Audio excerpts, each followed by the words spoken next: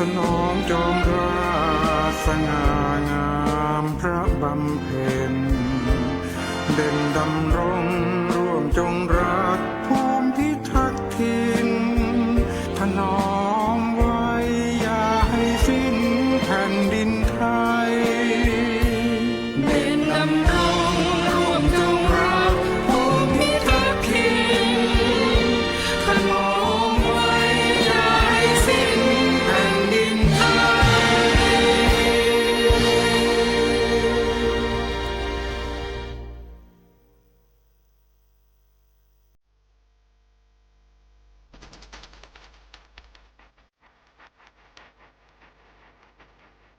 เกาะติดข่าวสารทันเหตุการณ์ในพื้นที่ ด้วยข้อมูลที่เป็นกลางกับทีมข่าว สวท.เชียงใหม่ ติดตามได้ในมองเชียงใหม่ ทางสถานีวิทยุกระจายเสียงแห่งประเทศไทย จังหวัดเชียงใหม่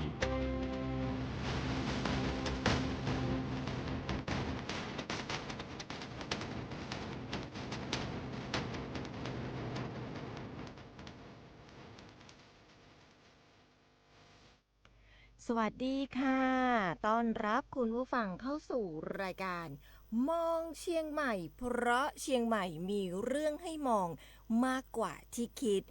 รวมจับประเด็นร้อนฟังเรื่องราวใกล้ตัวกับพวกเรา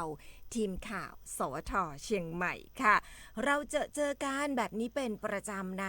ทุกวันจันทร์ยาวไปจนถึงวันพฤหัสบดีค่ะคุณผู้ฟังเจอกันในคลื่นแห่งนี้ FM 93.25 เมกะเฮิรตซ์แห่งนี้98เมกะเฮิรตซ์ของ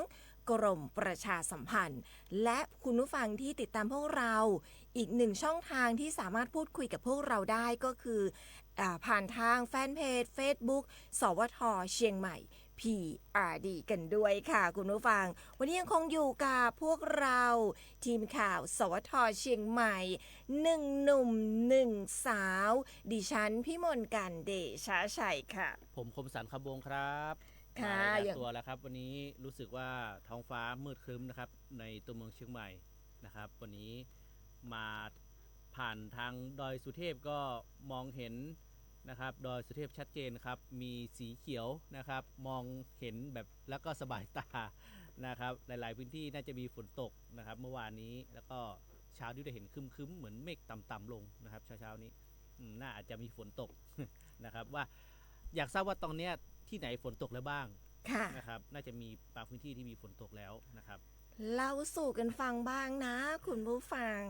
นะคะเล่าสู่กันฟังบ้างสำหรับที่ไหนฝนตกเป็นอย่างไรกันบ้างคุณผู้ฟังงั้นเรามาดูเรื่องของพยากรณ์อากาศกันสักนิดนึงนะคะไปดูกันที่เรื่องของพยากรณ์อากาศตลอดในช่วงของ24ชั่วโมงนี้6 นาฬิกาวันนี้จนถึง6 นาฬิกาวันพรุ่งนี้ค่ะ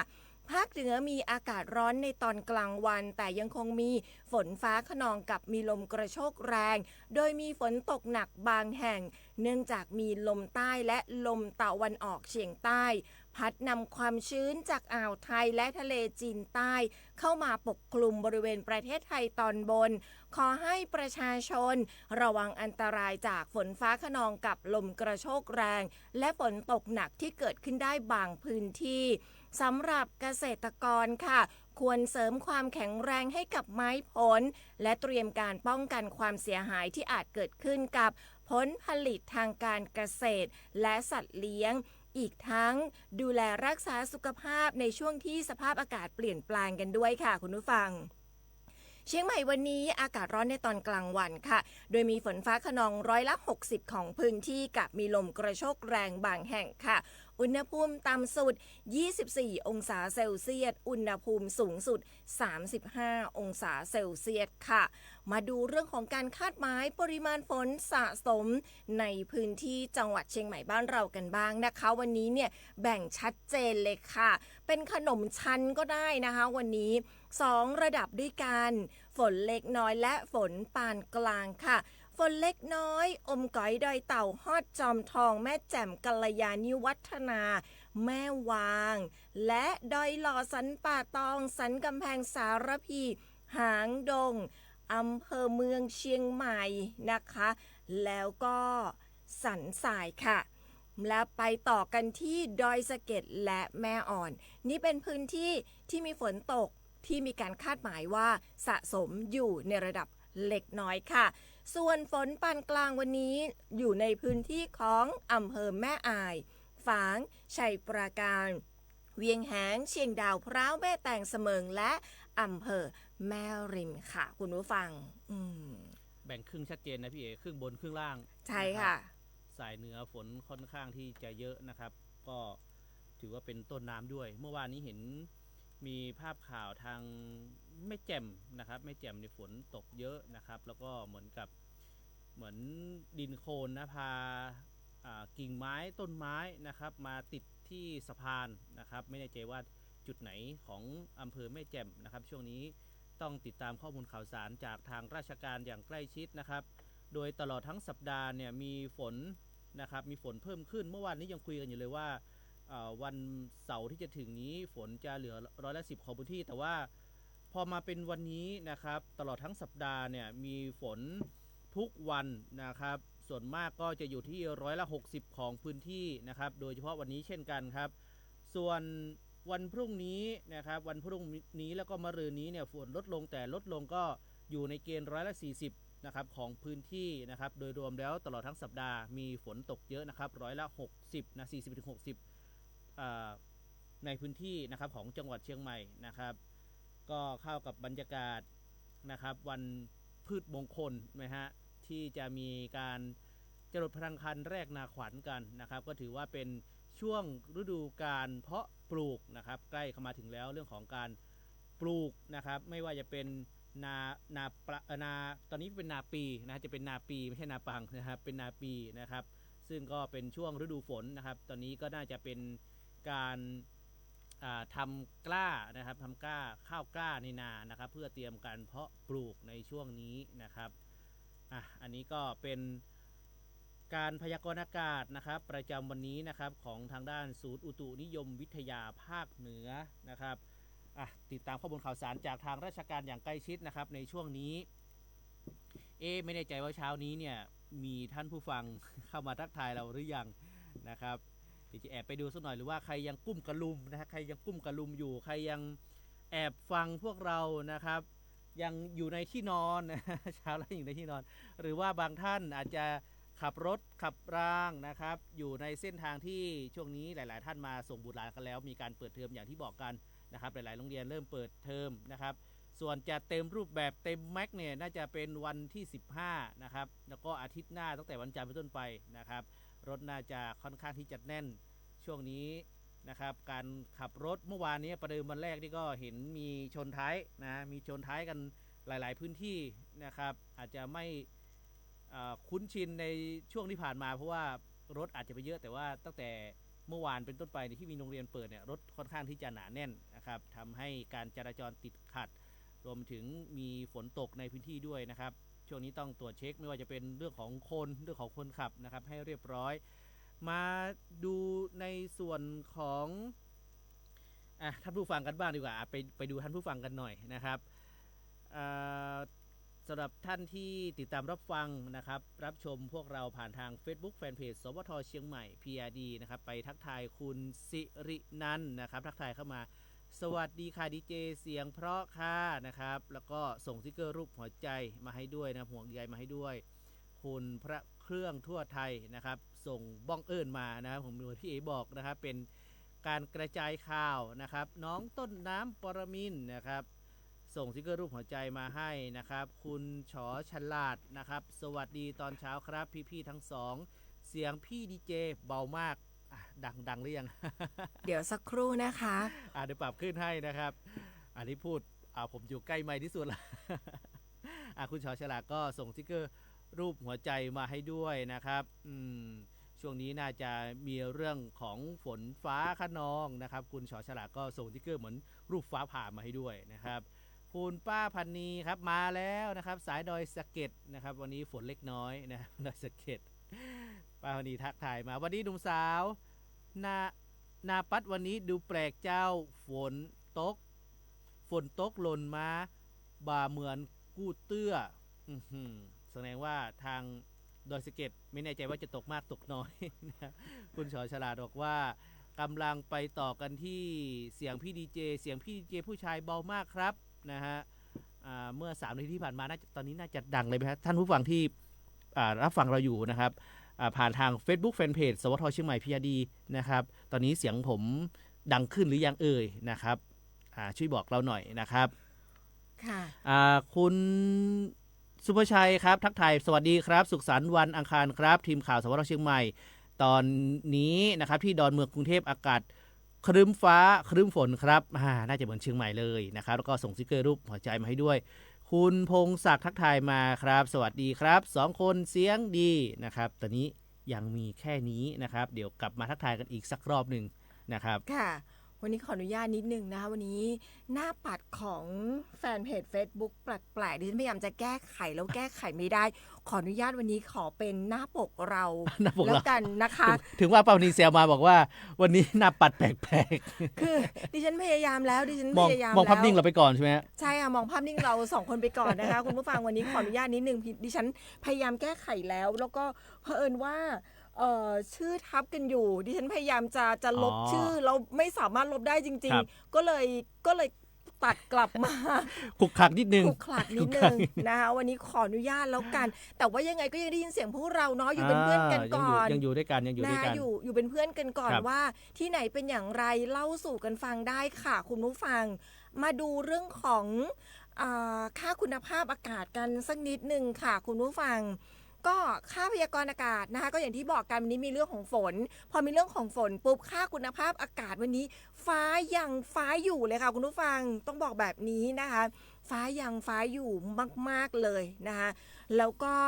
มีทั้งสีฟ้าสีเขียววันนี้ดิฉันเห็นอยู่2 ระดับด้วยกันไม่แน่ใจว่ามี2 ระดับหรือ3 ระดับมีสีเหลืองด้วยหรือเปล่านะคะสำหรับภาคเหนือของเราภาคอื่นๆภาคอีสานยังคงมีสีส้มบางพื้นที่ค่ะคุณก็ตั้งแต่ค่าคุณภาพอากาศดีมากไปจนถึงค่าคุณภาพอากาศเริ่มมีผลกระทบต่อสุขภาพของประชาชนนะคะภาคกลางกรุงเทพมหานครปริมณฑลนะคะภาคตะวันออกแล้วก็ภาคตะวันตกค่ะก็3-4 สีนะคะสีฟ้าไปจนถึงสีส้มเริ่มมีผลกระทบต่อสุขภาพของประชาชนค่ะซึ่งก็ถือว่า4 ระดับคุณภาพอากาศดีมากไปจนถึงคุณภาพอากาศเริ่มมีผลกระทบภาคใต้เราแทบจะไม่ต้องพูดถึงฟ้ายังฟ้าอยู่ทุกพื้นที่เลยนะคะบ้านเราวันนี้2 ระดับด้วยกันค่ะสีฟ้ากับสีเขียวนั่นคือค่าคุณภาพอากาศดีมากแล้วก็ค่าคุณภาพอากาศดีค่ะคุณผู้ฟังซึ่งบ้านเราวันนี้ไม่รู้ว่าเป็นอย่างไรบ้างไปดูกันค่ะบ้านเราวันนี้มีสีเขียว1 จุดนะคะส่วนที่เหลือสีฟ้าหมดเลยคุณผู้ฟังค่าคุณภาพอากาศดีสุดยังคงเป็นที่ตำบลเมืองนะอำเภอเชียงดาวจังหวัดเชียงใหม่ค่ะค่าคุณภาพอากาศนะอยู่ที่12สำหรับ AQI PM 2.5 เล็กตัวเดียวค่ะ7 ไมโครกรัม เชียงดาวกลับมาแล้ว ต่อลูกบาศก์เมตร เชียงดาวกลับมาแล้วครับ เชียงดาวกลับมาแล้วค่ะคุณผู้ฟังนะคะแล้วก็ไปที่ตำบลศรีภูมิก็ไม่น้อยหน้านะศรีภูมิอำเภอเมืองจังหวัดเชียงใหม่ค่ะ AQI 13 คุณ PM 2.5 7.8 ไมโครกรัมต่อลูกบาศก์เมตรนะคะแล้วก็มาที่ตำบลหางดงอำเภอฮอดจังหวัดเชียงใหม่ค่ะ AQI 16 PM 2.5 9.3 ไมโครกรัมต่อลูกบาศก์เมตรค่ะแล้วก็เป็นที่ตำบลสุเทพอำเภอเมืองจังหวัดเชียงใหม่ AQI 18 จ้า PM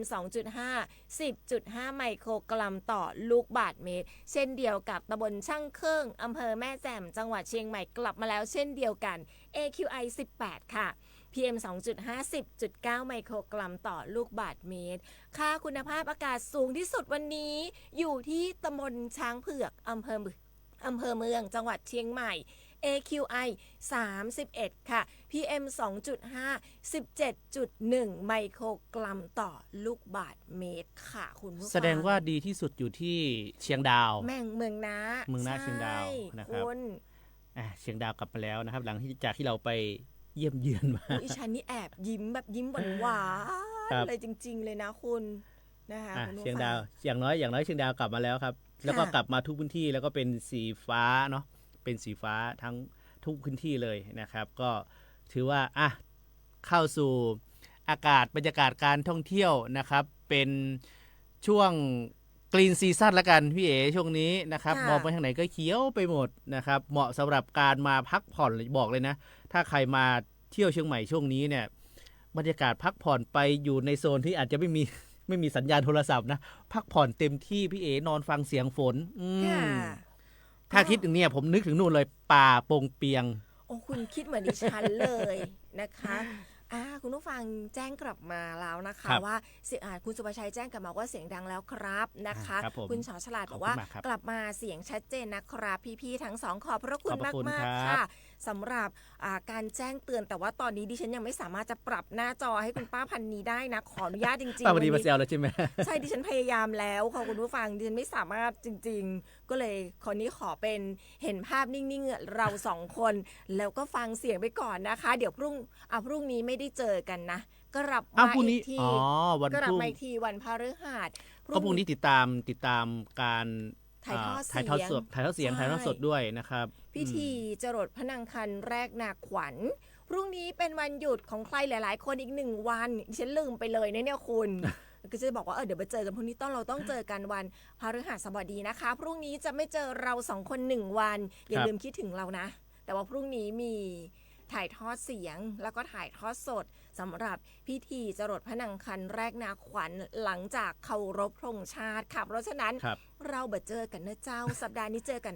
3 วันนี้ หาย คุณผู้ฟัง ไป1 วัน ปีหนึ่งจะมีครั้งหนึ่ง เออ ถ้าไม่ใช่จันทร์ถึงพฤปกติเราจะมาจันทร์ถึงพฤหัสอะ ค่ะ ทุกวันเจอเราอยู่แล้วนะครับ ค่ะ 8 โมงถึง 9 โมง แต่ว่าปีหนึ่งก็จะมีแค่วันเดียว ใช่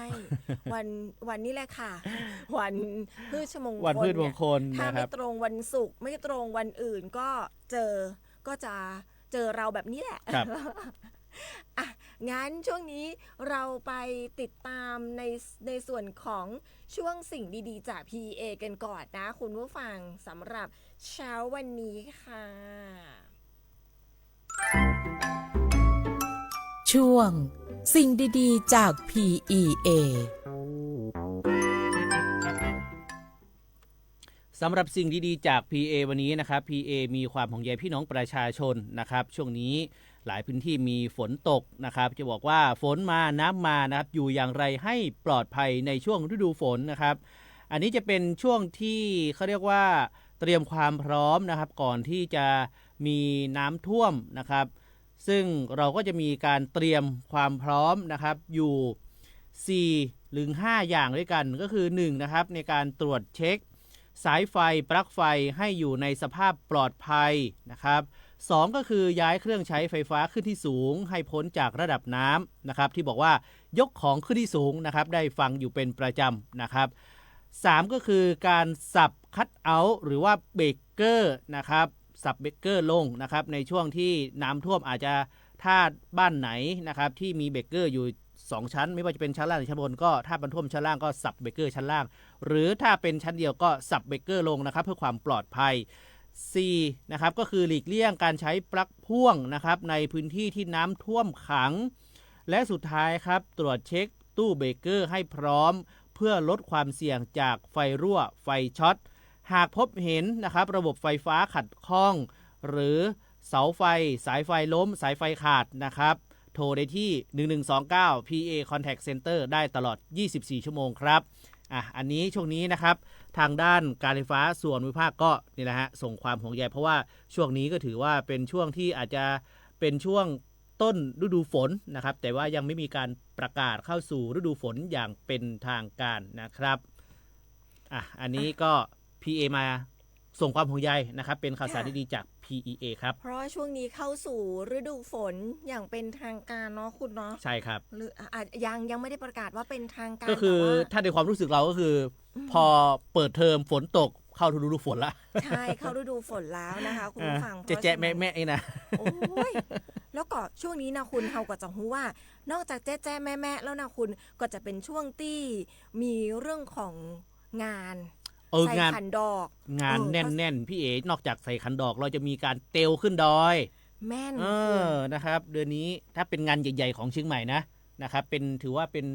ป็นซอฟต์พาวเวอร์ด้านเขาเรียกว่าสายมูอ่ะมูเตลูเป็นมูเตลูได้เพราะว่าเรื่องของความเชื่อความศรัทธานะครับงานใส่ขันดอกนะครับก็จะเริ่มกันตั้งแต่วันที่13นะครับพฤษภาคมพรุ่งนี้ละสินะครับเริ่มพรุ่งนี้นะครับไปถึงวันที่19นะครับซึ่งวันพรุ่งนี้เองเนี่ยตั้งแต่ช่วงเช้าตั้งแต่8โมงจะมีการอัญเชิญนะครับเป็นการอาราธนานะครับพระเจ้าฝนแสนหาจากวัดช่างแต้มนะครับมาประดิษฐานณวัดเจดีย์หลวงนะครับเพื่อให้พุทธศาสนิกชนแล้วก็นักท่องเที่ยวเนี่ยได้ร่วมกันสงน้ำพระเพื่อความเป็นสิริมงคลนะครับในงานถ้าเป็นคนเชียงใหม่ก็เรียกว่างานใส่ขันดอกแม่นั่นใส่ขันดอกหรือว่างานบูชาเสาอินทขิญเสาอินทขิญก็คือเสาหลักเมืองของเชียงใหม่นะครับก็เป็นประเพณีที่ทำสืบทอดกันมาอย่างยาวนานครับถ้าคนเชียงใหม่บางคนก็จะเรียกว่าเดือน8เข้าเดือน9ออกนะครับเพราะว่าเริ่มกันตั้งแต่เดือน8นะครับเดือน8เหนือหรือปฏิทินล้านนาเดือน8เหนือนะครับนับไปน่าจะเดือน8มั้ยจะเข้าเดือน8นะครับเพราะว่าพฤศจิกายนคือเดือนยี่เนาะที่เรายี่เปงนะยี่เปงพฤศจิกายนก็เป็นเดือน2เดือน3ก็ธันวานะครับมกรากุมภามีนาเมษาพฤษภานะครับก็พอ15ค่ำก็เข้าก็เป็นเดือน8นะครับก็ออกก็เป็นเดือน9นะครับนอกจากนี้ทางด้านทททสำนักงานเชียงใหม่ก็มีกิจกรรมดีๆครับนั่งรถชมเมืองนะครับแต่ละจุดก็จะมีไฮไลท์สำคัญแต่ละจุดในระหว่างทางก็มีมัคคุเทศก์บรรยายให้ความรู้แล้วก็จะแวะสักการะสิ่งศักดิ์สิทธิ์นะครับในรอบตัวเมืองเชียงใหม่นะครับรับแค่40คนต่อวันสำหรับท่านใดที่สนใจก็ติดต่อไปที่สำนักงานท่องเที่ยวของจังหวัดเชียงใหม่นะครับทททสำนักงานเชียงใหม่ได้นะครับแล้วก็เขาก็จะมีการเตรียมเรื่องของดอกไม้เขาเรียกว่าดอกไม้บูชาแบบล้านนานะทำพี่เอกบอกไปเมื่อวานคือทำสวยดอกนะครับทำสวยดอกหรือว่ากรวยดอกไม้ใช่ค่ะทำกรวยดอกไม้ให้แล้วก็มีน้ำขมิ้นส้มปล่อยเพื่อเอาไปสักการะสิ่งศักดิ์สิทธิ์นะครับสำหรับท่านใดที่สนใจรวมไปถึงถ้ามาที่วัดเจดีย์หลวงไม่ได้เตรียมดอกไม้มาก็มีให้บูชานะครับมีให้บูชาที่วัดเจดีย์หลวงนะครับเรื่องของการใส่ขันดอกมีคู่กันหรือยัง มีเวลาหาคู่อีก1วันไปเดี่ยวก็ได้แซวเล่นๆแซวเล่นๆดิฉันก็จะถามว่าต้องไปเป็นคู่เหรอคะต้องไปเดี่ยวก็ได้ครับไม่ต้องไปหามนะไม่ต้องไปหามสวยดอกถือเองได้ไม่ได้หนักขนาดนั้นคุณแต่มันต้องใส่สลุงนะใส่สลุงต้องใส่สลุงนะคุณบางคนผมเห็นใส่สลุงก็มีบางคนก็เป็นเขาเรียกว่ารียูสเนาะเอาตะกร้าที่เขาจัดผลไม้ที่ไปดำหัวกันปีใหม่สงกรานต์เนี่ยก็จัดดอกไม้จัดสวยดอกกล้วยดอกไม้ใส่ตะกร้าหิ้วไปคือปีนี้เนี่ยดิฉันก็เลยคิดว่าฉันไปดีไม่ไปดีเผอิญว่าปีนี้เนี่ยดิฉันมีเหมือนฉลอมคุณฉลอมที่แบบสวยๆใช่ไหมสวยๆที่มีที่หิ้วอะไรอย่างเงี้ยที่เขาเรียกสารมาแบบเป็นกลมๆใช่เป็นกอกเป็นตอกแล้วก็แบบมาเป็นกลมๆคุณถ้าเราวางสวยดอกแต่ว่าอย่าลืมนะพี่เอ๋อย่าลืมว่าต้องเตรียมร่มหรือเสื้อกันฝนไปด้วยนะครับอันนี้สำคัญใช่อันนี้สำคัญเพราะว่าปกติเนี่ยคนจะคึกคักกันคือช่วงหลังเลิกงานก็จะเป็นกลุ่มวัยรุ่นหนุ่มสาวนะครับอันนี้เขาคงไปเป็นคู่แหละไม่ต้องไปอิจฉาเขาเพราะว่างานนี้เขาก็เปิดให้ได้สักการะกันเนี่ยตั้งแต่6โมงเช้าจนถึงเที่ยงคืนนะครับก็นี่แหละอย่างที่บอกไปคึกคักก็เป็นช่วงหลังเลิกงานนะเพราะว่ากลางวันเนี่ยไปทำงานกันนะครับช่วงนี้ยกเว้นว่าถ้าเป็นวันเสาร์อาทิตย์ก็อาจจะคึกคักกลางวันก็อาจจะคึกคักนะครับช่วงนี้งานเชียงใหม่นี่แบบแน่นๆนะครับก็เห็นมีประกาศลงทะเบียนเรื่องของใครที่จะไปอะไรนะพี่เอ๋ที่ไปขายของหรือว่าไปทำโรงทานนะครับเตลขึ้นดอยนะฮะในช่วงนี้ด้วยคือจริงๆแล้วเนี่ยดิฉันเคยมีประสบการณ์เตลขึ้นดอยนะคุณผู้ฟังจะบอกว่ามีความรู้สึกว่าด้วยแรงขับของคำว่าศรัทธานะคะซึ่งจริงๆแล้วโดยปกติแล้วก็ไม่เคยเดินขึ้นหรอกคุณแล้วว่าเป็นการเดินขึ้นที่เดินจนถึงแล้วว่าคุณโอ้โห เดินถึงแล้วเดินลงไหมหรือว่านั่งรถ ดิฉันขออนุญาตนั่งรถข่าวค่ะ คุณผู้ฟัง ปกติก็ใช่ปกติก็จะเป็นเดินขึ้นแล้วก็ เดินขึ้น นั่งลง นั่งรถข่าวลงค่ะ แล้วก็ไม่ว่าจะเป็นรถข่าวของ NBT หรือสวท ของใครก็ได้ใช่ไหม ข่าวของใครก็ได้ก็ฉันจะ กระโดด ขออนุญาต ขึ้นก่อน กระโดดขึ้นก่อนนะครับ ทุกคนก็ถามว่ามาทำอะไรมาเดินขึ้นดอยแล้วทำไมไม่เดินลงไม่ไหวแล้วนะคะ ตอนขึ้นก็พ แต่ อ ว่าแบบ พอเราเดินนะพี่เอ๋ตอนถ้านั่งรถเนี่ยก็ไม่เท่าไหร่นะใช่ไหมตอนเราขึ้น พอเราเดินเนี่ยเมื่อไหร่จะถึงสักที ใช่แต่ว่าพอแบบอากาศแบบนี้คุณไม่ ครับ ร้อน แล้วก็ด้วยต้องบอกว่าด้วยพลังแห่งศรัทธา เราเหมือนจะเจอเพื่อนร่วมทางที่บางทีเราไม่รู้จัก แต่ว่าจะทักทายกันอีกนิดเดียวครับ อีกนิดเดียวค่ะเหมือนแบบเป็นกำลังใจให้กันก็เป็นอีกหนึ่งกิจกรรมสำหรับการเตลขึ้นดอยนะคุณ แต่ผมว่าถ้าไปหลายคนนี่สนุกนะไปหลาย ใช่ ไปหลายคนนี่สนุกก็คือ เดินไปคุยไป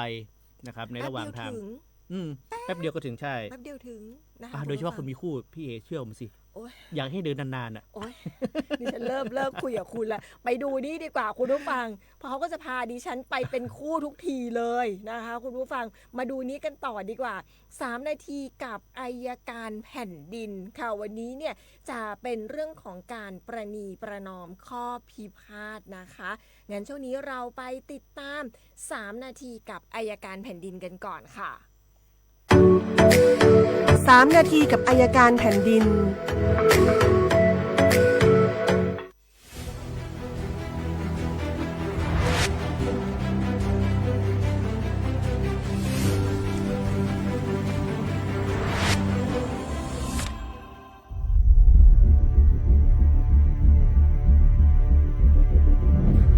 จากที่เราได้พูดคุยในเรื่องการฟ้องคดีไปแล้วนะครับทั้งคดีแพ่งคดีอาญาก็มีเสียงสะท้อนกลับออกมาว่า มันจะเป็นไปได้ไหมที่เราจะไม่ต้องมีเป็นเรื่องเป็นราวถึงขั้นขึ้นศาลกัน วันนี้ก็เลยจะมาพูดถึงกรณีทุกท่านที่กลัวการขึ้นศาลนะครับ ก็มีทางออกเวลาเรามีข้อพิพาทซึ่งกันและกัน นั่นก็คือการประนีประนอมยอมความ การประนีประนอมยอมความก็คือการที่คู่กรณีทั้งสองฝ่ายนะครับตกลงยินยอมผ่อนผันให้แก่กันว่าถ้ามีข้อพิพาทเกิดขึ้นแล้ว หรือว่าข้อพิพาทที่มันมีอยู่นั้น เราตกลงที่จะยินยอมผ่อนผันให้แก่กัน แล้วกำหนดเป็นข้อตกลงขึ้นมาใหม่ครับโดยมีการทำสัญญาขึ้นมาต่างหากเพื่อให้ข้อพิพาทเดิมที่เราทะเลาะกันนั้น มันสูญสลายหายไปและถูกบังคับตามข้อตกลงใหม่ เราเรียกว่าการประนีประนอมยอมความนะครับซึ่งการประนีประนอมยอมความสามารถทำได้ทั้งคดีแพ่งและคดีอาญาโดยคดีแพ่งเราสามารถประนีประนอมยอมความกันได้ทุกคดีแต่ถ้าเป็นคดีอาญานะครับมันจะทำประนีประนอมยอมความได้เฉพาะข้อหาหรือคดีที่เป็นคดีความผิดต่อส่วนตัวเท่านั้นถ้าเป็นคดีความผิดต่อแผ่นดินหรือคดีที่ยอมความกันไม่ได้ก็ไม่สามารถจะทำสัญญาประนีประนอมยอมความกันได้เช่นเดียวกันนะครับและการทำสัญญาประนีประนอมยอมความท่านสามารถทำได้ตั้งแต่ก่อนที่จะขึ้นศาลระหว่างอยู่ในศาลหรือแม้แต่ศาลมีคำพิพากษาแล้วถ้าเป็นคดีแพ่งนะครับอยู่ในชั้นการบังคับคดีเราก็สามารถทำสัญญาประนีประนอมยอมความได้เช่นเดียวกันแต่อย่างไรก็ดีการที่จะบังคับได้ตามสัญญาประนีประนอมยอมความนั้นนะครับจะต้องมีการทำเป็นสัญญาที่ชัดเจนว่าคู่กรณีทั้งสองฝ่ายตกลงกันอย่างไรมีฝ่ายที่จะต้องยอมรับผิดมีฝ่ายที่จะได้รับผลประโยชน์หรือในบางสัญญาก็อาจจะมีการเอื้อประโยชน์ซึ่งกันและกันนะครับหลังจากนั้นคู่กรณีทั้งสองฝ่ายหรือฝ่ายที่จะต้องรับผิดเป็นสำคัญนั้นจะต้องลงลายมือชื่อไว้ด้วยส่วนจะมีพยานด้วยหรือไม่ก็แล้วแต่เป็นเรื่องที่ท่านจะต้องตกลงกันเองแต่ที่ดีที่สุดนั่นก็คือการมีพยานรับรู้ด้วยนะครับในส่วนที่เป็นคดีอาญานั้นท่านต้องจำไว้นะครับท่านจะยอมความได้เฉพาะความผิดที่เป็นความผิดต่อส่วนตัวหรือที่กฎหมายกำหนดไว้ว่าให้สามารถยอมความกันได้เท่านั้นนะครับอย่างเช่นคดีทำให้เสียทรัพย์คดีหมิ่นประมาทที่เป็นคดีหมิ่นประมาทธรรมดาไม่ใช่เป็นการโฆษณานะครับก็จะสามารถยอมความกันได้ดังนั้นท่านที่ไม่คิดจะเป็นคดีความก็ลองใช้ทางเลือกนี้ดูนะครับนั่นก็คือการทำสัญญาประนีประนอมยอมความเพื่อยุติข้อพิพาทที่มีอยู่หรือกำลังจะมีขึ้นในอนาคตแต่ถ้าไม่แน่ใจก็ปรึกษาได้ที่ สำนักงานอัยการคุ้มครองสิทธินะครับ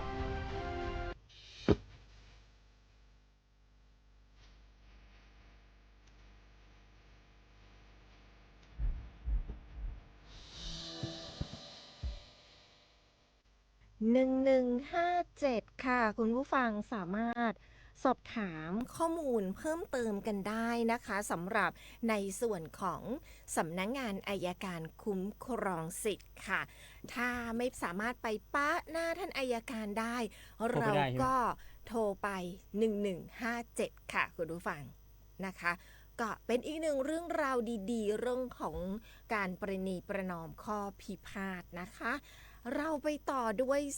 ช่วงของข่าวสารจากคปภ.กันก่อนค่ะคุณผู้ฟังวันนี้ก็จะมีเช็คลิสต์มาฝากกันเมื่อวานนี้แจ้งไป2เช็คลิสต์ดิฉันลืมนึกไปว่าพรุ่งนี้เราไม่เจอวันนี้เราจะมากันแบบจุกๆแบบ4เช็คลิสต์กันไปเลยนะคะสำหรับในช่วงของวันนี้ค่ะไปติดตามกันค่ะกับช่วงของข่าวสารจากคปภ.ค่ะช่วงข่าวสารจากคปภ.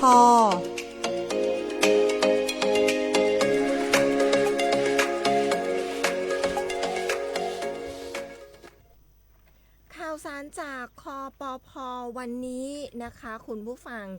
เราจะมาติดตามในส่วนของเช็คลิสต์กันค่ะคุณผู้ฟังว่าเช็คลิสต์วันนี้เนี่ยอย่างที่ดิฉันบอกสัปดาห์นี้เนี่ยจะมาทั้งหมด10เช็คลิสต์ด้วยกันนะคะเรามาดูกันค่ะว่า10เช็คลิสต์ที่เราจะซื้อประกันผ่านตัวแทนอย่างมั่นใจมีอะไรกันบ้างเมื่อวานบอกไปแล้ว2ข้อวันนี้เราจะมาที่ข้อที่3ค่ะเราต้องกำหนดวัตถุประสงค์ให้ชัดเจนนะคะก่อนที่จะเลือกซื้อก่อนซื้อควรถามตัวเองก่อนว่าต้องการทำประกันเพื่ออะไรเช่นเพื่อคุ้มครองชีวิตวางแผนการเงินหรือว่าดูแลสุขภาพเพราะผลิตภัณฑ์ประกันชีวิตมีหลายประเภทค่ะเมื่อเป้าหมายชัดเจนตัวแทนจะสามารถแนะนำผลิตภัณฑ์ที่เหมาะสมกับความต้องการได้มากขึ้นนะคะหากเรามีข้อเสนอที่ไม่ตรงกับความต้องการผู้ซื้อเนี่ยสามารถปฏิเสธหรือว่าเปลี่ยนตัวแทนเพื่อขอรับคำแนะนำใหม่ได้นะคะคุณผู้ฟังนี่ต้องบอกว่าเป็นอีก1ข้อที่4ค่ะประเมินความสามารถในการชำระเบี้ยตลอดสัญญาอันนี้คือต้องประเมินตัวเราเองนะคะว่าอย่าดูแค่ว่าเราจ่ายวันนี้ไหวแต่เราต้องมั่นใจว่าจ่ายไหวตลอดสัญญากันด้วยนะคะผู้ซื้ออย่างเราต้องประเมินรายรับรายจ่ายแล้วก็ภาระทางการเงินของตนเองให้เหมาะสมเพื่อให้สามารถชำระเบี้ยประกันชีวิตได้ต่อเนื่องโดยที่ไม่กระทบกับสภาพคล่องทางการเงินในระยะยาวมาดูกันข้อที่5ค่ะว่าเราจะต้องดูอะไรกับตัวเราเองบ้างนะคะข้อที่5เราต้องทำความเข้าใจรายละเอียดความคุ้มครองให้ครบถ้วนตัวแทนประกันชีวิตมีหน้าที่ในการอธิบายรายละเอียดของผลิตภัณฑ์อย่างชัดเจนทั้งเงื่อนไขความคุ้มครองผลประโยชน์แล้วก็ข้อยกเว้นของกรมธรรม์อันนี้คือสิ่งจำเป็นค่ะผู้ซื้ออย่างเราค่ะต้องอ่านแล้วก็สอบถามให้เข้าใจก่อนตัดสินใจนะคะรวมถึงอาจจะต้องเปรียบเทียบราคาแล้วก็รูปแบบของผลิตภัณฑ์ในประเภทเดียวกันด้วยเพื่อที่จะเลือกแบบที่เหมาะสมที่สุดเมื่อตัดสินใจซื้อแล้วควรเก็บเอกสารประกอบการเสนอขายไว้เป็นหลักฐานทุกครั้งค่ะ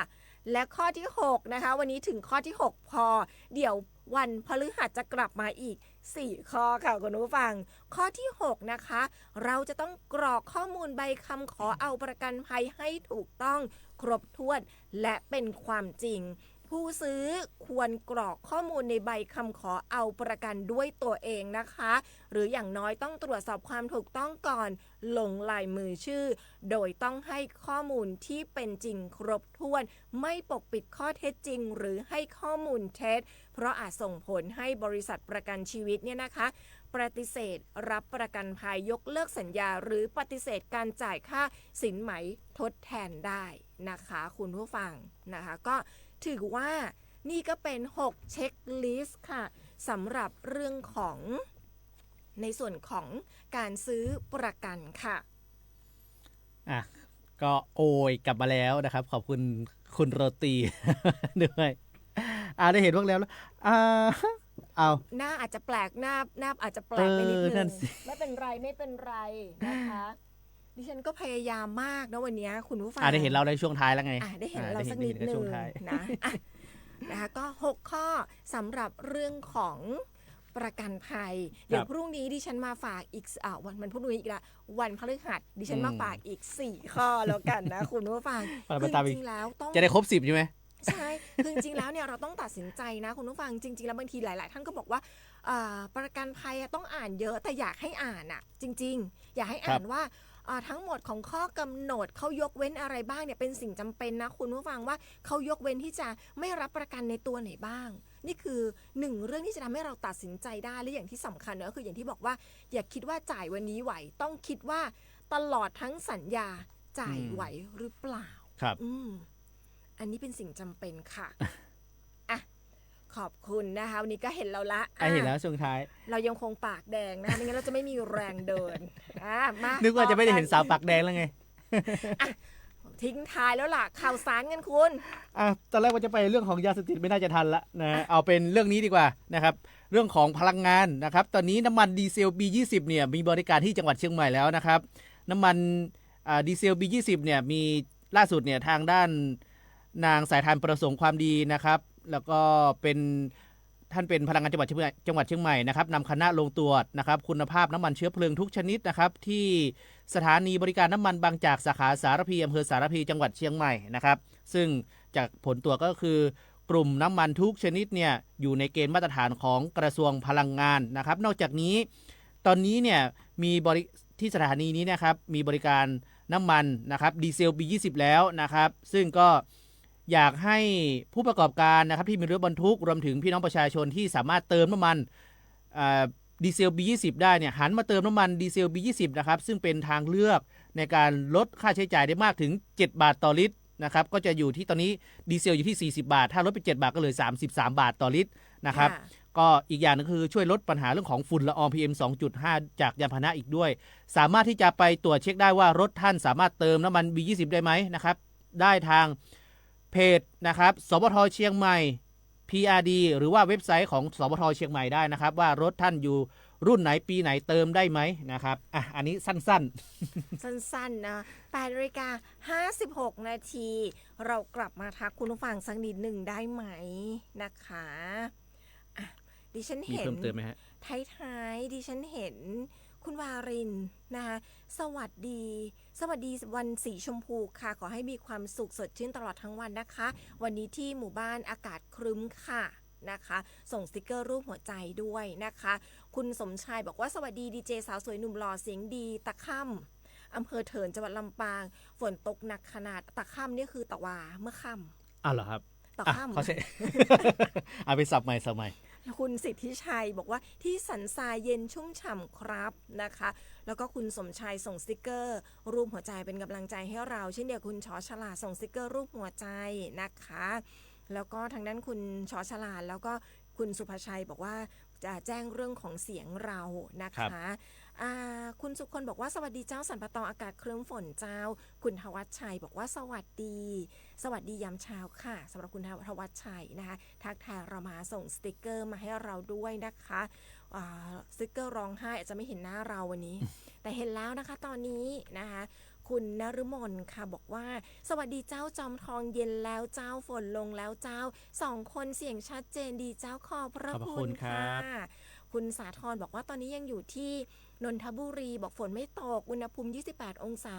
ค่าฝุ่น PM 2.5 อยู่ที่ 22.3 ไมโครกรัมต่อลูกบาศก์เมตรอยู่ในระดับสีเขียวนะคะค่าคุณภาพอากาศดีค่ะ 8:57 นาที 58 นาทีแล้วนะคะช่วงนี้เรา2 คนคงต้องไปกันก่อนนะคุณเนาะเดี๋ยวเจอกันวันพฤหัส